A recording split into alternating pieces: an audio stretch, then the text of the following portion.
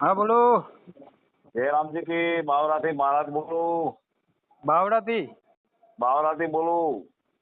હા બોલો બોલો. જીવન સાથી માટે મેં કહું તો યુટ્યુબમાં. બાવડા.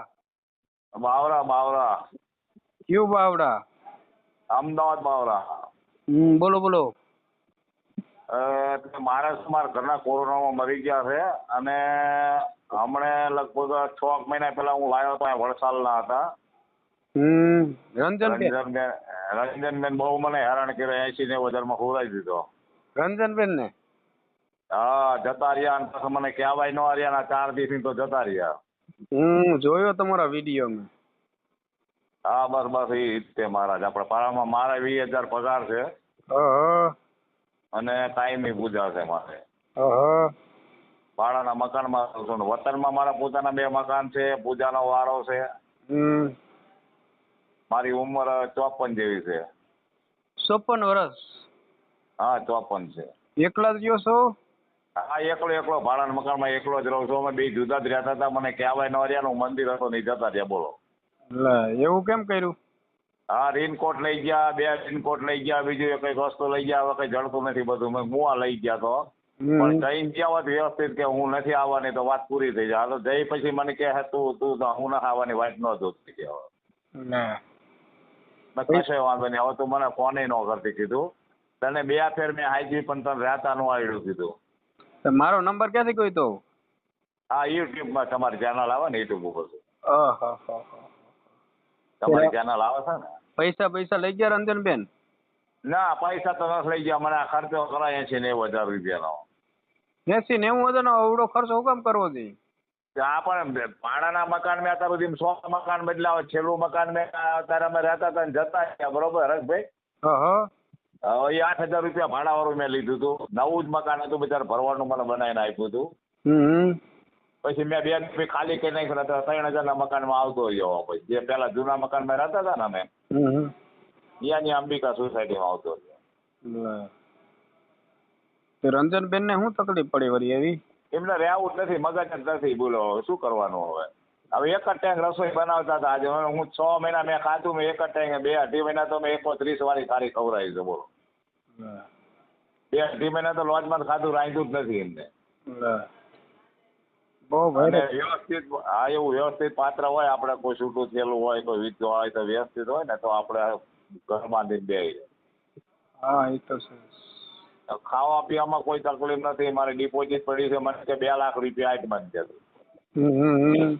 તો મને કે હું અહીંયા મકાન ધાબુ ભરેલું. મેં કીધું એમ ન હું આપું.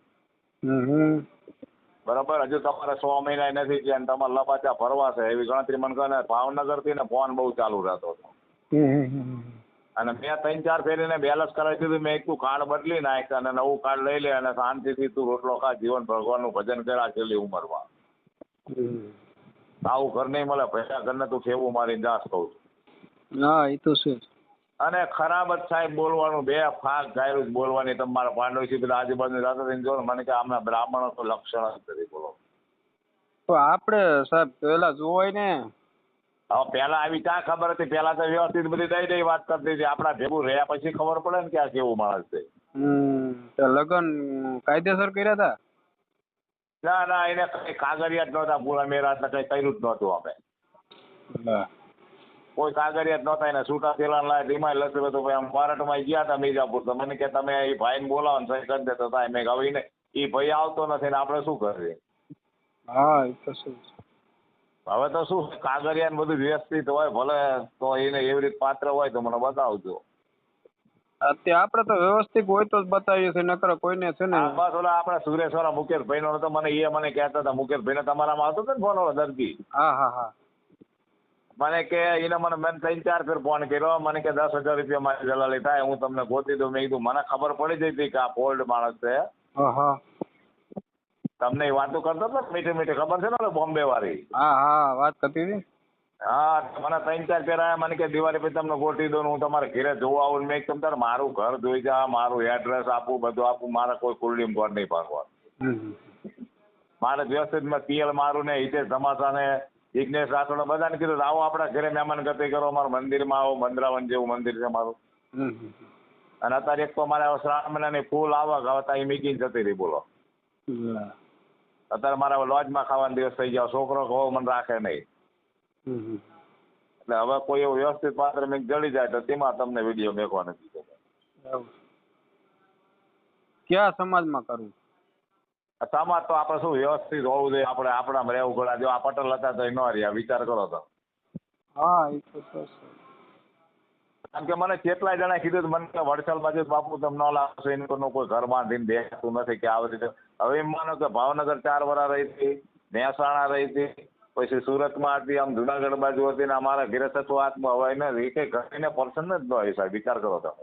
તો પણ તમે શું કામ રાખી? તમને ખબર હતી 2-3 ઘર? ક્યાં આયા પછી મને ખબર પડી. પેલા ક્યાં ખબર હતી? આપણે આવીને વાત કર્યા ત્યારે ખબર પડે ને. એવું છે?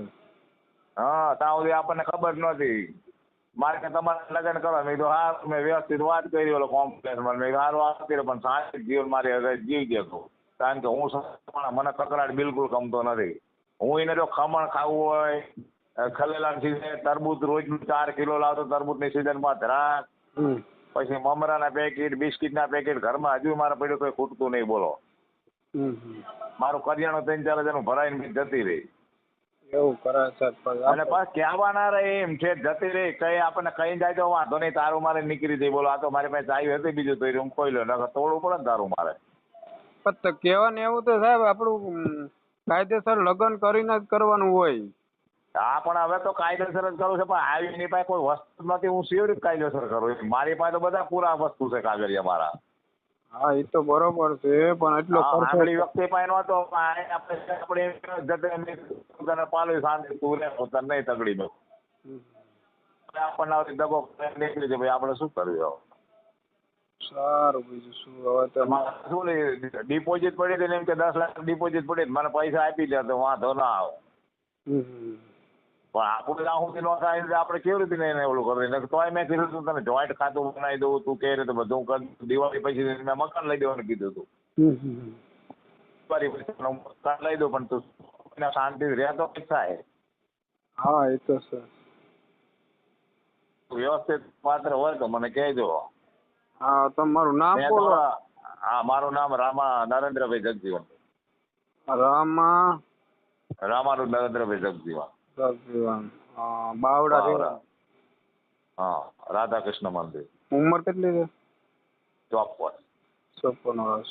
હા, તો તમારો માટે પાત્ર આવે એટલે કોન્ટેક્ટ કરું તમને.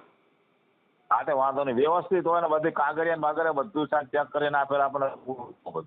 હા, હું અહીંયા અમદાવાદમાં જ રહું, ટેન્શન નહીં લેવાનું. હા તો બસ હું બાવરા જ રહું છું. હા, હું અમદાવાદમાં ગમે ત્યારે હું તમને કોન્ટેક્ટ કરીને તમને લઈ આવીશ ને તમને ભેગો આવી અને કાયદેસર થતું હોય ને એવું કરવાનું છે આપણે. હા બસ આપણે એવું જ કરવું છે. હવે શું છે લફરાબાદમાં નહીં પડવું આપણે. હા, કહેવાનું એવું છે કે સામેવાળા વ્યક્તિને હું પૂછી લઉં કે કાયદેસર લગ્ન થાય એમ છે તો જ હું તમને બતાવીશ. હા વાંધો નહીં, વાંધો. બરાબર ને? હા, મેં થઈને મૈત્રી કરાર કરો પણ કોઈ કાગળ જ નહોતા. પછી કોર્ટ મેચ કરો તો કાગળ તો કોર્ટમાં જાય તો કોર્ટ વાળા કે બધું પૂરા તો કરવા દો કાગળિયા તમારે. હા, એક સાક્ષી મારો એક સાક્ષી એમનો એટલે વાર્તા પૂરી થઈ જાય. હા તો મને વાંધો નહીં, તમે વ્યવસ્થિત હોય તો. અને મેં તો રેણુકાબેન હમણાં આપણે ભાવનગર વાળાનો બહુ હતો ને વિડીયો મેળ મારોમાં, એમાંય મેં વાત કરી હતી. કશો વાંધો નહીં, તમે હોય તો હું સ્વીકારવા તૈયાર છું, પણ મેં વ્યવસ્થિત પાત્ર હોઉં. એમને 54-55 ની ઉંમર હતી, મારે 54 છે. બીજી ચાલે જોડી. હા સારું, હાલો તમારો ઓડિયો મૂકીશ ને જો પાત્ર આવીશ તો બોલે ને ફોન આવે છે ને એટલે હું વાત કરાવીશ તમારે. હા તો વાંધો નહીં, વાંધો નહીં, તો મને ગમે ત્યારે વાત કરો. મારે શું થાય 3 મહિનો છે ને સર, આંખોની ખાવાની બહુ તકલીફ પડે. વ્યવસ્થિત માણસ હોય એવું જ પહોંચતો મારે. હા તે સારું, તમને બોલાવીશ ઓફિસે. હા વાંધો નહીં, વાંધો અહીંયા અમદાવાદમાં. હા કેમ કે મારે અહીં ઓફિસ છે ને ત્યાં હું બોલાવીને તમને બતાવીશ. પછી પાત્ર સારું હોય, સામેવાળા વ્યક્તિ તમને એમ કહે તે બરોબર છે લગ્ન કરવા કાયદેસર, પછી જેવું આપણે આગળ વધશું. હા બસ એ કે રીતે આપણે કંટાળીને જે રીતે રહેવું એ રીતે આપણે બધી રીતે સંવાદ કરો. પણ શાંતિથી આપણે ભેગું રહેવું જોઈએ. ખાવા પીવાની કોઈ તકલીફ પડે તો હું બેઠો છું, જવાબદારી મારી. મેં આને લુગડા લતા બધી વાત કીધું તો તારે જેવી ફેસિલિટી કરો કર ત્યાર પણ શાંતિથી તું રહે. હા તે સારું, હાલો ને તમને ઓડિયો. હા વાંધો નહીં ઘેર આપીશ. જય જય રામ.